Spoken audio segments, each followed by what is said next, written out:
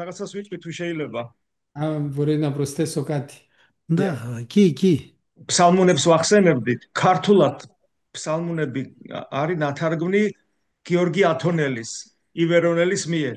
ასევე სახარებები, ლიტერატურული შედევრია ფსალმუნები ისია ნათარგმნი. და აი რომ ეს რომ განვავრცო ათონის და საქართველოს კავშირი.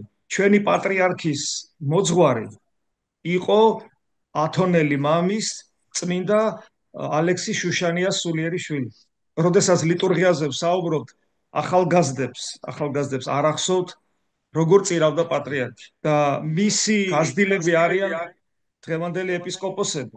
მეუფე შიო, მეუფე ანდრია, მეუფე თეოდორე, მეუფე საბა, მეუფე დავითი, უამრავი არ მინდა გამომჩეს, მეუფე დანიელი. აი ამ მემკვიდრეობას ატარებენ და ეს ნიშნავს იმას, რომ ჩვენ რო ათონზე ჩამოვედით, ვიყავით მომზადებულები, რომ გაგვეგო ის რაც ათონზე ხდება. რომ მადლობა მინდა ვეუთხრათ ჩვენს პატრიარქს.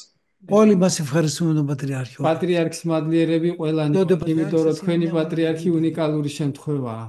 Είναι άνθρωπος του Θεού. არის ღმერთის კაცი. როდესაც რაღაცა ნუგეში მინდა ხოლმე, ძალიან ხშირად ყოფილა სიზმარში მოდის და რაღაცას მეუნება. Δόξα τω Θεώ. დიდება ღმერთს.